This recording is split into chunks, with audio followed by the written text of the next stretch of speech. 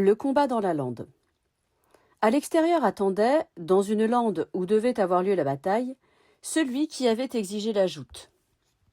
Dès qu'ils se voient, ils s'élancent à bride abattue l'un vers l'autre.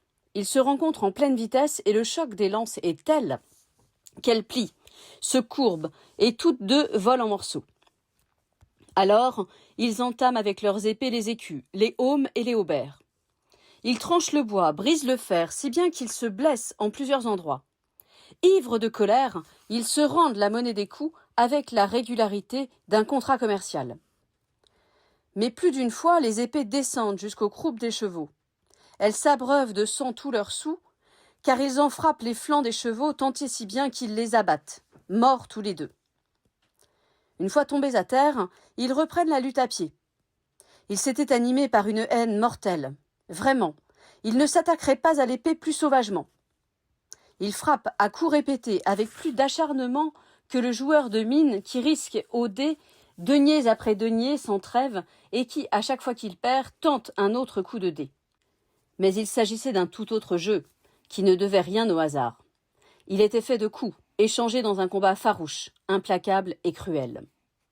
Tout le monde était sorti de la maison, le seigneur, sa dame, ses filles et ses fils, et personne n'était resté à l'intérieur, ni la famille, ni les étrangers. Tous étaient venus se ranger pour assister au corps à corps dans la vaste lande. Le chevalier à la charrette s'accuse et se reproche sa faiblesse quand il voit que son hôte le regarde. Puis il se rend compte que les autres sont réunis pour le regarder. Tout son corps se met à trembler de fureur, car il aurait dû, pense-t-il, avoir mis fin depuis longtemps au combat en triomphant de son adversaire. Alors il le frappe de son épée qui menace de tout près sa tête, et il fond sur lui comme un ouragan. Le pousse, le presse tant que l'autre doit reculer. Gagnant sur lui du terrain, il le mène tant et si bien que l'autre manque de souffle et n'a plus de ressources pour se défendre. Alors le chevalier se souvient qu'il avait grossièrement fait allusion à la charrette. Il le déborde et l'arrange si bien qu'il ne lui laisse intact ni lacet ni courroie autour du col de son haubert. Ainsi, il peut faire voler de sa tête le aume et glisser l'aventail. Il le fait souffrir et le malmène jusqu'au moment où il le tient à sa merci. Comme l'alouette qui ne peut plus résister à l'émerillon une fois que, débordée et dominée par son vol, elle n'a plus de recours, ainsi, son adversaire, couvert de honte, se met à implorer sa grâce, n'ayant plus rien d'autre à faire. En entendant sa requête, sans le toucher ni le frapper, il lui demande « Veux-tu que je t'accorde ta grâce ?»« Vous avez parlé très sagement, dit-il, comme le dirait un personnage comique. Jamais je n'ai désiré quelque chose aussi ardemment que la grâce aujourd'hui. »« Alors il te faudra monter sur une charrette, lui est-il répondu.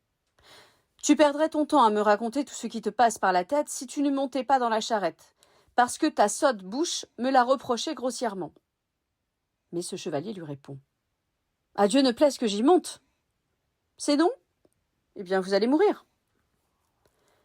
Seigneur, vous pouvez bien me faire mourir, mais, par Dieu, je vous demande la grâce, à la seule condition que je ne doive pas monter en charrette. Je suis prêt à recevoir n'importe quelle punition, sévère et dure, à l'exception de celle-là. Je pense que je préférerais être mort que d'avoir commis cette infamie. Mais à part cela, il n'y a aucun châtiment que je ne veuille subir, si vous me l'indiquez, pour mériter votre grâce et votre miséricorde. Pendant qu'il négocie sa grâce, voici qu'arrive à travers la lande une jeune fille sur une mule fauve marchant à l'amble. Elle était nu-tête et décoiffée, et tenait une cravache dont elle donnait de grands coups à sa mule. Si bien que nul cheval au grand galop ne serait allé, en vérité, aussi vite que cette mule courant à l'amble. S'adressant au chevalier de la charrette, la jeune fille dit « Que Dieu te mette dans le cœur, chevalier, une joie parfaite, avec celle qui fait ton bonheur. » Ces paroles lui furent agréables et il répondit « Que Dieu vous bénisse, jeune fille, et vous donne joie et santé. » Alors elle lui révéla ce qu'elle voulait. « Chevalier, je suis venue de loin te trouver pour une affaire pressante. Je veux te demander un don, et je ferai tout ce qui est en mon pouvoir pour t'en récompenser et t'en dédommager, car tu auras un jour besoin de mon aide, je crois. »« Dites-moi ce que vous voulez, répondit-il, et si je l'ai à ma disposition, vous pourrez l'obtenir sans délai, pourvu que ce ne soit pas chose trop difficile. » Il s'agit de la tête de ce chevalier que tu as vaincu. Et vraiment, tu n'as jamais rencontré quelqu'un d'aussi traître, ni d'aussi déloyal. Tu ne commettras ainsi ni péché, ni mauvaise action. Au contraire, tu accompliras un acte charitable et moral, car c'est le plus déloyal des êtres du temps passé ou à venir. » Quand le vaincu entendit qu'elle voulait sa mort, il lui cria « Ne la croyez pas, car elle me hait. Mais je vous prie d'avoir pitié de moi, au nom de ce Dieu à la fois fils et père, qui choisit pour mère celle qui était sa fille et sa servante. »« Ah, chevalier, reprit la jeune fille, ne croyez pas ce traître. Que Dieu te donne autant de joie et d'honneur que tu peux le désirer et qu'il t'accorde de réussir ce que tu as entrepris. » Voilà le chevalier bien embarrassé, et il prend le temps de réfléchir. Donnera-t-il la tête à celle qui lui demande de la trancher, ou accordera-t-il assez de prix à l'autre pour le prendre en pitié? À l'une comme à l'autre, il souhaiterait accorder ce qu'il demande. Largesse et pitié lui commandent de faire plaisir à chacun des deux, car il avait ces deux vertus. Mais si la jeune fille remporte la tête, alors pitié sera vaincue et morte. Et si elle ne l'emporte pas, alors c'est la défaite de largesse. Il est pris au piège d'une double contrainte qui, des deux côtés, l'angoisse et le tourmente. La jeune fille veut qu'il lui donne la tête, comme elle le lui a demandé. Inversement, pitié, quant à elle, lui commande de le laisser aller. Or, puisqu'on lui a demandé grâce, doit-il la refuser? Non, car il ne lui est jamais arrivé qu'à quelqu'un, même son pire ennemi, une fois vaincu et contraint de demander grâce, non. Il ne lui est jamais arrivé qu'il ait refusé cette grâce, du moins la première fois, et sans lui laisser l'espoir d'obtenir davantage. Donc, il ne la refusera pas à cet homme qui fait appel à lui et le supplie, puisque tel est son principe de conduite. Et celle qui veut la tête, l'aura-t-elle? Oui, s'il peut. « Chevalier, dit-il, il te faut combattre de nouveau avec moi, et je t'accorderai cette grâce si tu veux défendre ta tête. Je te laisserai reprendre ton aume et t'armer tranquillement une nouvelle fois de pied en cap, du mieux que tu pourras. Mais sache que tu mourras si je l'emporte sur toi une seconde fois. »« Je ne demande rien de plus, répond son adversaire, et je ne souhaite pas d'autre grâce. Et je te fais encore une belle faveur, ajoute-t-il, car je me battrai avec toi sans bouger de ma place. » L'autre s'équipe et ils reprennent le combat avec acharnement. Mais notre chevalier eut moins de mal à le vaincre que la première fois. Aussitôt, la jeune fille lui crie « Ne l'épargne pas, chevalier, quoi qu'il te dise, car il est certain qu'il ne t'aurait pas épargné, lui, dès la première fois qu'il l'eût emporté. Sache bien que si tu crois ce qu'il dit, il t'abusera encore. Tranche la tête à l'homme le plus déloyal de l'Empire et du royaume, noble chevalier, et donne-la-moi. Tu dois me la donner parce qu'un jour viendra, je pense, où j'aurai l'occasion de t'en récompenser. Mais s'il le peut, il t'abusera une nouvelle fois par ses discours. » L'autre, voyant sa mort approcher, crie très fort pour demander grâce. Mais ses cris ne peuvent plus rien pour lui, ni quoi qu'il puisse dire. En effet, le tirant par le aume, notre chevalier en coupe toutes les sangles. Il lui fait glisser de la tête l'aventail et la coiffe brillante, et l'autre s'affole de plus en plus.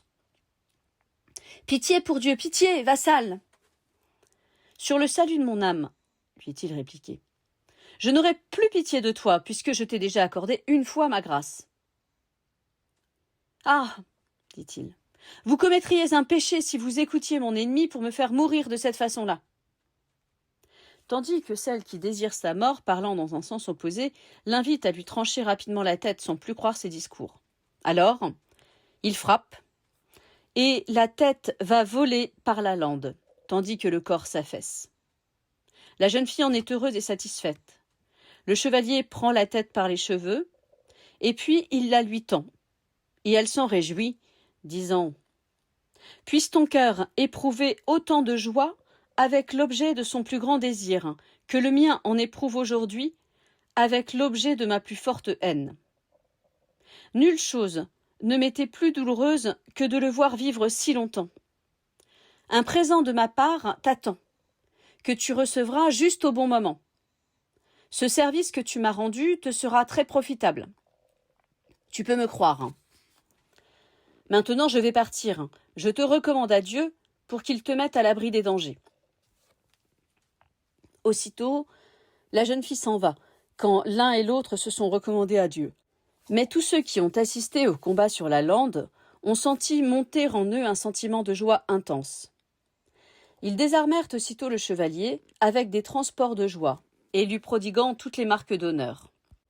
Bientôt, ils se lavèrent les mains de nouveau, car ils étaient pressés de repasser à table. Les voilà plus gais qu'ils n'étaient. Aussi reprirent-ils le repas dans l'allégresse. Après un long repas, le Vavasseur dit à son hôte, assis à son côté, « Seigneur, il y a longtemps que nous sommes venus ici du royaume de l'ogre. C'est là-bas que nous sommes nés. Aussi voudrions-nous bien que vous trouviez gloire, succès et joie en ce pays-ci. Nous y trouverions aussi notre avantage, comme ce serait le cas pour beaucoup d'autres, si vous rencontriez la gloire et le succès sur le chemin de cette aventure. »« Dieu vous entende, » a-t-il répondu. Une fois que le Vavasseur eut fini de parler, l'un de ses fils reprit la parole. « Seigneur, nous devrions mettre toutes nos forces à votre service en pratiquant le don plutôt que la promesse. Si vous aviez besoin d'accepter notre aide, nous ne devrions pas attendre que vous nous la demandiez pour vous l'offrir. Seigneur, ne vous faites pas de soucis pour la perte de votre cheval, car nous avons ici des chevaux très robustes. Je désire que vous receviez de nous un dédommagement. Vous emmènerez le meilleur cheval pour remplacer le vôtre. Vous en avez bien besoin. »« Bien volontiers, » répond-il. Alors, ils firent préparer les lits et allèrent se coucher.